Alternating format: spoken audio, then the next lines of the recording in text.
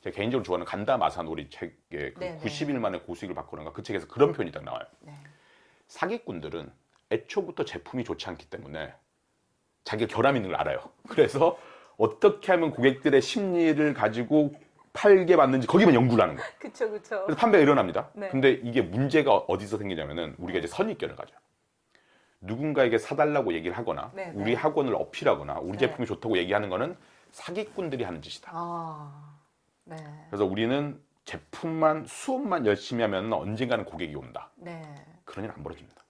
현실적으로 되게 힘들어요. 근데 이분들은 이제 대부분 가지고 있는 생각들이 언젠가는 입소문이 날 거라는데 또 이유가 뭐냐? 20, 30년 전에는 그게 가능했어요.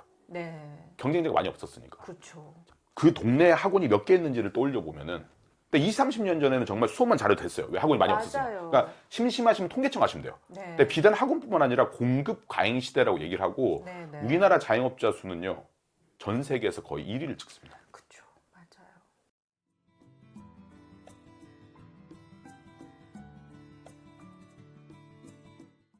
안녕하세요. 반갑습니다. 골목학원입니다. 오늘은 아주 특별한 분을 모셨는데요. 유명한 마케터이시기도 하고요. 제가 좋아하는 책을 쓰신 작가님이기도 하십니다. 본인 소개 부탁드릴게요. 예, 저는 그 펜을 만드는 마케팅이랑 인스타그램 심리학을 쓴 문영호라고 합니다. 네, 아우 저희 채널에 이렇게 유명하신 분이 오셔서 너무 감사합니다. 영광입니다. 제 영상을 봤는데 유명하신 분들 많이 나와서 이 칭찬이 그냥 인사치레라는 사실을. 아니에요. 펜을 만드는 마케팅. 저도 정말 궁금했고 정말 모시고 싶었거든요. 근데 흔쾌히 응해주셔가지고 감사드리고요. 여러 가지 일을 또 하셨죠. 학원도 운영을 하신 걸로 아는데 어떤 일들을 하시고 계세요? 학원을 운영을 했고 지금도 이제 와이프가 이제 대표를 하고 있고 저는 이제 마케팅이나 브랜딩에 관련해서 약간 조언자적인 입장. 그리고 저는 이제 마케팅 강의를 주로 다니고 컨설팅을 하고 그럼 다양한 일들을 해오셨고 또 작가님으로 2권의 책도 집필을 하셨고 근데 이제 저희가 원장님들 대상이다 보니까 일단 학원 얘기 좀 궁금해요. 학원 오픈 지금 굉장히 잘 되시죠? 잘 산 기준이 다 다르긴 한데 어제 때마침 또 학원 원장님들 대상으로 강의가 있어서 물어봤더니 360명이 있고 1대1 수업 합치면 370명. 그래서 370명. 그래서 어제 400명 정도 있습니다라고 하려고 했다가 거짓말 같아서 그냥 어제 강의에 가서 370명이라고 말씀드려요. 와우, 370명 어마어마하세요. 그럼 지금 학원은 이렇게 성장할 수 있는 가장 큰 배경? 아니면 가장 큰 방법? 사실 학원도 그렇고 식당도 그렇고 그냥 뭐 물건을 팔아도 결국은 이게 제가 전체적인 이 현상을 이제 이해를 하고 싶은데 결국은 학원이 잘 됐다, 사업이 잘 됐다는 거는 고객들이 사야 될 이유를 명확하게 제공을 했을 때 사야 될 이유를 명확하게 제공한다. 구체적으로 어떤 어필들을 하셨는지 왜냐하면 마케팅 전문가시잖아요. 마케팅적으로 보셨을 때 어떻게 호감을 줄 수 있는 마케팅을 하셨는지 궁금해요. 제가 유튜브 딴 영상도 보니까 교육자가 아니라 사업자가 돼야 된다고 얘기를 하는데 비단 학원 쪽에만 일어난 일이 아닙니다. 일반 기업들도 홍보를 잘 안 합니다. 그게 근원적으로 왜 그런 문제가 생기냐면은 제가 개인적으로 좋아하는 간다 마사노리 책의 그 90일 만에 고수익을 바꾸는가 그 책에서 그런 표현이 딱 나와요. 사기꾼들은 애초부터 제품이 좋지 않기 때문에 자기가 결함 있는 걸 알아요. 그래서 어떻게 하면 고객들의 심리를 가지고 팔게 맞는지 거기만 연구를 하는 거예요. 그쵸. 그래서 판매가 일어납니다. 근데 이게 문제가 어디서 생기냐면은 우리가 이제 선입견을 가져요. 누군가에게 사달라고 얘기를 하거나 우리 학원을 어필하거나 우리 제품이 좋다고 얘기하는 거는 사기꾼들이 하는 짓이다. 그래서 우리는 제품만 수업만 열심히 하면 언젠가는 고객이 온다. 그런 일은 안 벌어집니다. 현실적으로 되게 힘들어요. 근데 이분들은 이제 대부분 가지고 있는 생각들이 언젠가는 입소문이 날 거라는데 또 이유가 뭐냐? 20, 30년 전에는 그게 가능했어요. 경쟁자가 많이 없었으니까. 그 동네에 학원이 몇 개 있는지를 떠올려 보면은 근데 20, 30년 전에는 정말 수업만 잘해도 됐어요. 왜 학원이 많이 없었어요. 그러니까 심심하시면 통계청 가시면 돼요. 근데 비단 학원뿐만 아니라 공급 과잉 시대라고 얘기를 하고 우리나라 자영업자 수는요. 전 세계에서 거의 1위를 찍습니다. 커피숍을 봐도 뉴욕인가가 한국보다 그 인구 대비 숫자가 훨씬 더 작대요. 근데 여기서 사달라고 얘기를 안 한다? 마케팅을 안 한다? 저는 약간 생각을 좀 바꾸셔야 되는 게 네. 물론 집에 재산이 10조가 있어서 나는 이 학원을 취미로 한다? 그럼 안 하셔도 돼요. 그쵸. 네, 입소문이 나겠죠. 한 3대, 4대째쯤에. 거의 안 하시겠죠. 네, 그런 손자의 손자쯤 네. 되면은 학원이 200년이 됐으면 소문 납니다. 네. 근데 그게 아니면은 무조건 마케팅을 해야 되는데 네. 심리적인 게 크다. 이 좋은 수업을 이 몰라서 다른 곳에 가서 이상하게 돈을 쓰느니 나의 좋은 수업으로 인해서 이분들에게 삶에 긍정적인 영향을 줄 수 있으니 네. 우리가 우리 학원을 알리는 게 부끄러운 일이 아니라 저들의 삶을 좀 더 나아지게 하는 거기 때문에 네. 절대 뭔가를 알리는데 부끄러워하지 않으셨으면 네. 좋겠어요. 네. 정말 원장님들께 필요한 마인드신 것 같아요. 네, 네. 그리고 네. 하나 더 말씀드리면은 여러분이 생각하는 당연한 거에서부터 문제가 발생된다. 네. 학원은 이래야 돼. 학원은 이런 거 안 돼. 왜냐면 강의를 가면서 저 눈빛을 알거든요. 이렇게 얘기를 하면 다들 그 생각합니다. 네 사례는 잘 알겠고 니는 식당을 하잖아. 학원을 하는데 네 상황은 그러니까 우리는 안 해라고 하는데 제가 뭐 네. 학원 강의를 가면 다들 학원 얘기를 좀 많이 중점적으로 해주세요. 뭐 외식업 가면 외식업을 주로 해달라는데 저는 그 말 안 듣습니다. 네. 그래서 문제가 되는 거니까. 그러니까 다른 산업에서 어떻게 했는지를 보고 배워서 적용을 시켜야 그렇죠. 되는데 네. 우리가 보통 사람들이 그리고 원장님들 보면 원장님들만 만납니다. 외식업 하시는 분들은 외식업자들끼리 만나요. 맞아요. 그러면은 되게 시야가 좁아져요. 그리고 거기서 나온 아이디어는 사실 누군가가 했던 거예요. 네. 그러니까 고객들한테 그걸 사야 될 이유가 안 되는 거죠. 네. 마지막 하나 더 드리고 싶은 게 스타벅스가 왜 성공했다고 생각하세요? 스타벅스. 예. 네. 고객들한테 일단은 제가 알기로는 고객들의 이름을 불러주고 친밀감, 네. 경험치를 준 거, 네. 추억을 만들어줬다 그래야 되나? 네. 그런 네. 부분 때문에 저는 성장했다고 생각이 드는데 맥도날드는 왜 성공했을 것 같아요? 맥도날드요?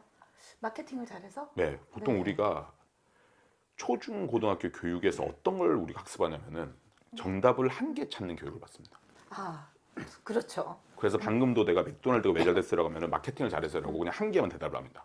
사실 맥도날드가 잘 된 이유는 마케팅도 잘했고 브랜딩도 잘했고 미국에 거대한 자본도 있었고 주차하기도 좋고 드라이브 스루 하기도 좋고 여러 가지 요소의 합인데 그렇죠. 그래서 학원 원장님들이 어떤 실수를 하냐 경쟁 동네에서 저 학원이 잘 돼.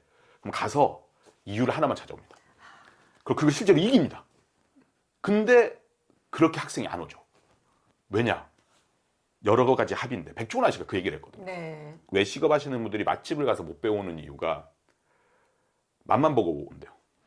먹어보는 거예요. 소스 이거 썼네? 우리 게 좀 더 좋은 건데 재료 이거 좋은데 그냥 결론이 뭐냐니까 우리 집이 더 낫네? 여기는 운이 좋네요. 학원도 똑같습니다. 저 학원 커리큘럼 뭐 쓰지? 교재 뭐지? 그것만 보는 거예요. 근데 사실 저 학원이 잘 된 건요. 교재도 좋고 커리큘럼도 좋고 상담도 잘했고 블로그도 잘 쓰고 인스타그램 운영도 잘하고 직원들도 잘해주고 복합적인 요소인데 맞아요. 우리는 이제 하나만 보고 네. 그걸 이깁니다. 사실 실제로 그렇거든요. 맥도날드 햄버거보다 맛있게 만들 수 있어요. 저 솔직히 말해서 진짜로 저도 요리학교를 다녔었는데 네. 맥도날드 햄버거보다 맛있게 만들 수 있습니다. 네, 근데 네. 중요한 건 뭔지 알아요? 저는 맥도날드부터 돈을 더 잘 벌 수 없다는 사실 정확히 알고 있어요. 네. 맥도날드가 잘 된 이유는 햄버거가 맛있어가 아니거든요. 복합적인 요소거든요. 네, 네. 그래서 그 부분을 좀 인지하시면은 학원을 운영할 때 좀 도움이 되지 않을까. 진짜 오늘 좀 본질을 볼 수 있는 말씀을 굉장히 많이 해주신 것 같아요. 그래서 제 질문이 갑자기 부끄러워졌습니다. 아니. 그만큼 원장님들께서도 이 학원 안에서 갇혀있지 말고 좀 크게 보시는 시야 그리고 정말 하나를 가지고 잘 되는 학원은 없는 것 같아요. 맞아요.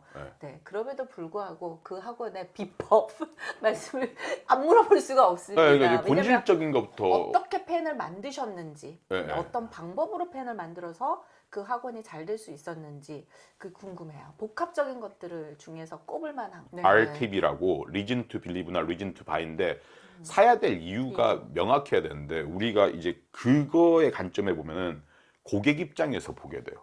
학원의 문제점이 어디서 발생되냐면은 고객 입장에서 생각을 안 합니다. 우리 학원은 수업을 잘해요. 저는 외국을 갔다 왔어요. 저는 강사 경력이 길어요. 그게 엄마들이 사야 될 이유가 먹히면은 되는 건데 엄마들이 과연 영어학원을 선택할 때 저 사람이 외국에서 대학을 나왔다? 이전에는 먹혔죠. 근데 외국에서 대학 나온 사람이 얼마나 많은데. 그러니까 똑같은 RTB가 있으면 그 외적인 걸 찾아야 되거든요. 그래서 그 관점을 바꿔보면은 우리 근처에 학원이 하나가 있는데 제가 듣기로는 이제 뭐 사실 수업도 그렇게 썩 뛰어나지 않고 그러니까 그 학부모님 말에 따르면은 네. 그리고 강사들도 계속 바뀐대요. 네. 근데 그 학원을 보내는 이유가 뭐냐? 오래 데리고 있습니다. 오래. 아이를. 4시간을 데리고 있어주는 거야. 아. 그러니까 그 학부모에게 이 학원을 선택한 RTB는 네. 이 학원을 보냈던 이유는 고객 입장에서 생각하는 거야. 고객 입장에서 수업이 조금 떨어질 수 있거든요.